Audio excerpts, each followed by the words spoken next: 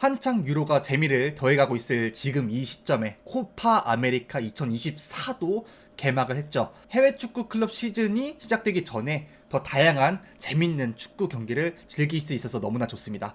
자, 오늘은 코파 아메리카 2021 전 대회의 결승전을 한번 훑어보려고 합니다. 코파 아메리카 2024를 맞아서요.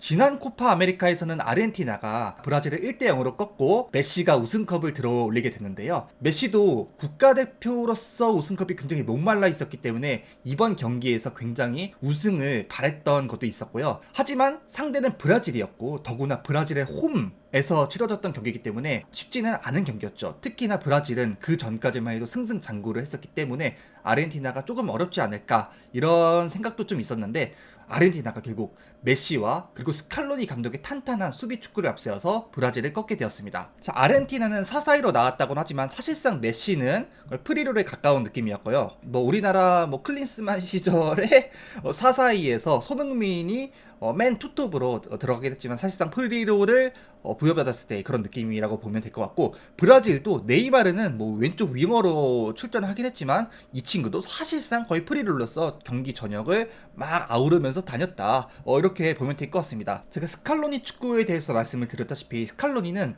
좋은 수비를 앞세워서 일단은 수비를 단단히 하고 재빠른 역습을 한다거나 지공 상황에서는 천천히 올라가면서 후방에 대한 위험 부담을 최대한 줄이고 공격을 하는 방식을 택했고요. 브라질은 늘 하던 대로 경기를 주도하려고 하고 점유하려고 하고 카세미로와 프레드, 파케타를 앞세워서 중원을 활용해서 아르헨티나를 장악한 이후에 계속해서 골문을 두드리는 방식을 택했죠. 그런데 결과적으로 말씀을 드리자면은 아르헨티나의 날카로운 공격이 좀 더 효율적인 경우가 훨씬 더 많았고요. 브라질은 변죽만 잔뜩 울리고 생각보다는 아르헨티나의 골문을 위협할 만한 장면이 그렇게 많지는 않았었거든요. 물론 이건 나중에 후반에 전술을 바꿈으로써 아르헨티나를 꽤나 위협하긴 했는데 그것도 일시적인 시간 동안 유효했었고, 전반적으로 봤을 때는 아르헨티나의 노련한 스칼로니 감독의 축구에 브라질이 당함으로써 고배를 마셨다라고 볼 수가 있겠습니다. 브라질은 본인의 구역에서 계속해서 패스를 오가면서 아르헨티나를 옥죄려고 했었는데요.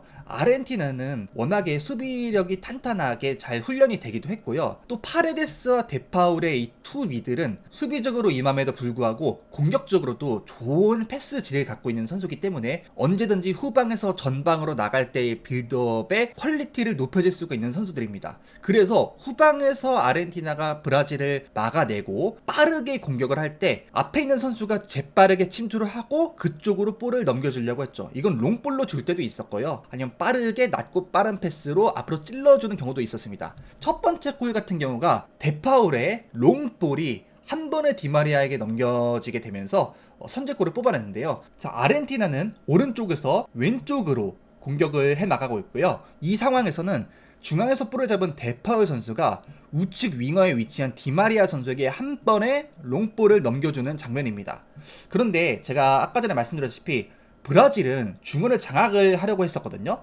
그래서 원래는 브라질 선수들이 초반부터 뒤에 있는 아르헨티나 선수들에게 전방 압박을 되게 자주 걸었었어요. 그래서 아르헨티나가 브라질을 뚫고 나오기 위한 패스워크를 가져가기 마련이었는데 이 장면 한순간에 브라질의 전방 압박이 느슨해지게 됩니다.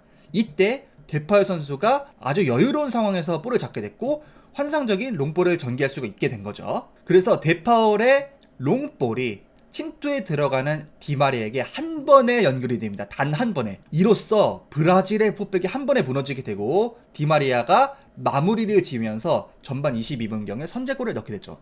이 선제골이 끝까지 유지되면서 경기가 끝났는데요. 이 선제골 이후에도 사실 그렇게 늦은 시간도 아니고 경기 초중반에 해당하는 시간이니까 브라질도 하던 대로 잘 하면서 골을 계속 노리려고 했었고, 아르헨티나도 비교적 이른 시점에 골을 넣었기 때문에 수비적인 컨셉 유지하면서 또 계속 골을 노리려고 하는, 즉 기존에 하던 경기 운영을 계속해서 유지를 하려고 했습니다. 하지만 이러한 경기 운영을 유지를 했기 때문에 골 이후에도 경기 상황은 계속 유지가 됐고요. 결국 조금 더 급한 브라질이 후반전 시작하자마자 변화를 주게 됩니다.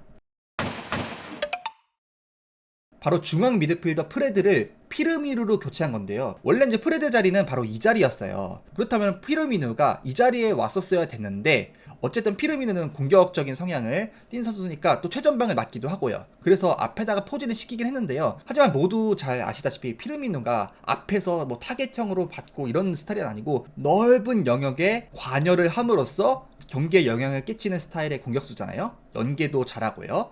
그래서 피르미누는 최애 전방에 두긴 했지만 사실상 거의 이 친구도 거의 프리롤이나 다름없이 그렇게 움직이게 되었고요. 히샬리송이 전방에서 좋은 모습을 보여주지 못했기 때문에 우측으로 이동을 하게 됩니다. 그러면서 우측에 있던 에베르통은 왼쪽으로 가게 되고요. 네이마르도 계속해서 프리롤 역할을 했습니다. 물론 좀 더 공격적으로요. 그래서 사실상 히샬리송, 피르미누, 또 네이마르, 에베르통 요 선수들이 앞에 좀 포진이 돼 있고 뒤에 있는 카세미르가 파케타가 받쳐주는 형국이었죠. 즉 더 공격적인 운영을 하려고 했어요. 그리고 이게 생각보다 잘 통했습니다. 히샬리송이 우측에서 디마리아가 가져갔던 그런 식의 침투를 보여주는데 이때 파케타랑 카세미르가 좋은 패스를 계속 찔러 넣어주면서 아르헨티나를 굉장히 위협했고요. 취소가 되긴 하지만 골을 성공시키는 모습까지 보였습니다. 바로 이 장면인데요. 뒤에서 들어오는 패스를 파케타 선수가 이제 센스가 좋다 보니까 바로 원터치로 히샬리송에게 돌려줍니다. 이때 히샬리송은 뒤로 침투를 해 들어가죠. 그리고 침투에 들어가는 볼을 히샬리송이 볼을 잡고 앞으로 계속해서 전진을 해 들어갑니다. 그리고 이 장면에서 결국에 골을 성공시키는데 사실 앞장면에서 히샬리송이 이미 오프사이드였기 때문에 골 취소가 되긴 했지만요. 이런 식으로 히샬리송이 전방에서 보여주지 못한 측면에서의 침투를 굉장히 위력적으로 발휘하게 되면서 아르헨티나가 당황하게 되고 이 시점에서 브라질이 굉장히 골과 가까운 장면을 연출을 하게 됩니다. 즉 브라질의 피라미드 투입 그리고 선수 위치를 바꾼 전술 변화가 아르헨티나를 궁지로 몰아넣기 시작하게 된 겁니다. 아르헨티나는 여기서 적절한 대응을 하게 되는데요. 후반 63분경에 로셀소를 빼고 탈리아페코를 투입합니다. 로셀소는 원래 이제 왼쪽 미드필더로 출전을 하긴 했는데요. 그래서 아쿠냐가 사실상 왼쪽 수비수를 보게 됐었죠. 근데 탈리아페코는 센터백도 보고 또 레프트백도 보다 보니까 좀 더 수비적인 역할을 맡겼어요. 그래서 탈리아페코가 왼쪽 수비로 갔고 아쿠냐를 왼쪽 미드필더 쪽으로 한 칸 올리긴 했는데 사실상 아쿠냐는 공격적인 역할보다는 수비적인 역할을 더 중시하는 미드필더, 약간 뭐 예전에 박지성 선수의 뭐 수비적 윙어의 느낌이랄까요? 이렇게 배치함으로써 히샬리송이 우측에서 침투에 들어오는 것을 적극적으로 막아내려고 합니다. 그리고 이게 정말 주요해서 이 이후로 히샬리송의 우측 침투를 위한 공격은 좀 막히게 됐고요. 그럼으로써 브라질이 몰아치는 분위기를 좀 잠재우고 아르헨티나가 다시 안정감을 찾아가기 시작합니다. 계속해서 브라질은 볼 점유를 늘려가면서 아르헨티나를 압박을 하려고 했는데요. 히샬리송의 우측 공격을 막아내는 시점은 아코냐가 좀 더 앞으로 가서 히샬리송을 막아내는 장면도 있지만 위기 시에는 이렇게 순식간에 5백을 형성하면서 공격을 막아내고 또 오른쪽에서는 에베르통 대신해서 나온 비니시우스를 막기 위해서 로메로와 몬티엘을 좀 더 오른쪽으로 놓기 시작했습니다. 나중에는 디마리아를 팔라시우스로 바꾸기도 했고요. 이런 식으로 계속해서 수비의 힘을 점점 강화시킴으로써 브라질을 무력화시킨 거라고 볼 수가 있겠죠. 이렇게 포진이 가능했던 이유는 역시 아쿠냐가 수비적인 측면을 맡을 수가 있고 또 탈리아피코도 센터백이 가능하다는 점, 이런 점에 미뤄봤을 때 순식간에 5백으로 형성하면서 브라질의 공격에 대해서 유연하게 4백과 5백을 병행을 했다는 거죠. 바로 이런 장면인데요.